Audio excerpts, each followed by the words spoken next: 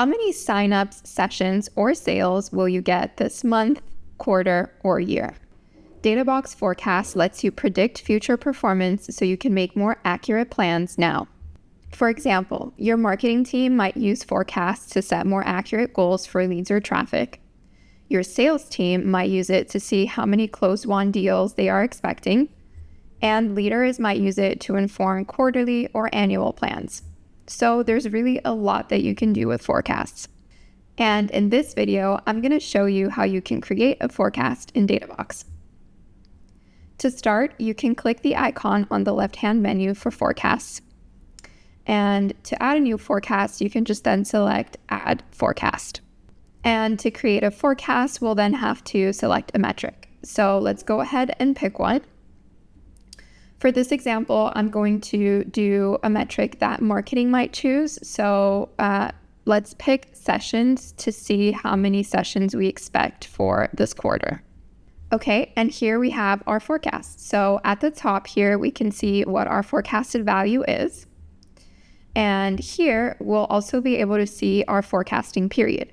So we can see that we are getting a forecast for the next 3 months, showing the previous 24 months of historical data.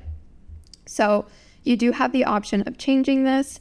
So if you click here, you'll be able to see the settings where you'll be able to pick your forecasting period either for this month, this quarter, this year, or you could set your own custom period. But I'll just go ahead and leave this as is for now.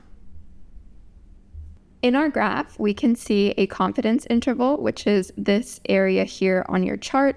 And this is basically a range of values your forecast is most likely to lie.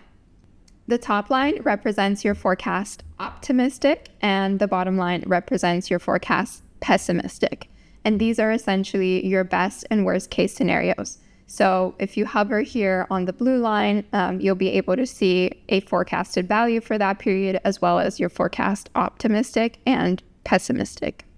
At the top of the chart here, you'll also see a written summary that will explain what you're seeing in your chart. Then below your chart, you'll be able to see what we call a confidence score. It basically analyzes several factors like your historical data, the length of your forecasted period, and any anomalies to give you a score between 0 and 100. A higher score is going to indicate greater confidence in the forecast, and a lower score suggests more uncertainty.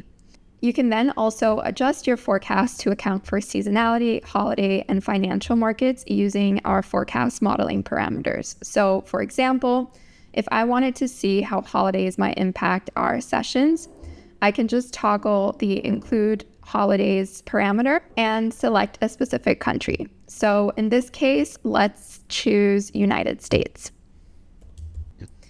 And then we can just click apply settings to apply these changes. Once you've then finished setting up your forecast, you can save your forecast to track your progress over time. So if we click add to save forecast, if we then click back into our saved forecasts, we'll be able to see all the forecasts that have been saved in the account. If we then wanted to view or track the progress of our forecast, we can just hover over any of the tiles and select view details. So for this example, I'm actually going to look at another metric that we saved a while ago for conversions. So by selecting view details, we'll actually be able to see our historical forecasts and compare them to the actual data. So here at the bottom of the chart, you'll be able to see a historical point or several historical points, but in our example, we'll see a historical point. And by clicking on that, we can then see areas where our company either exceeded, met, or fell short of predictions.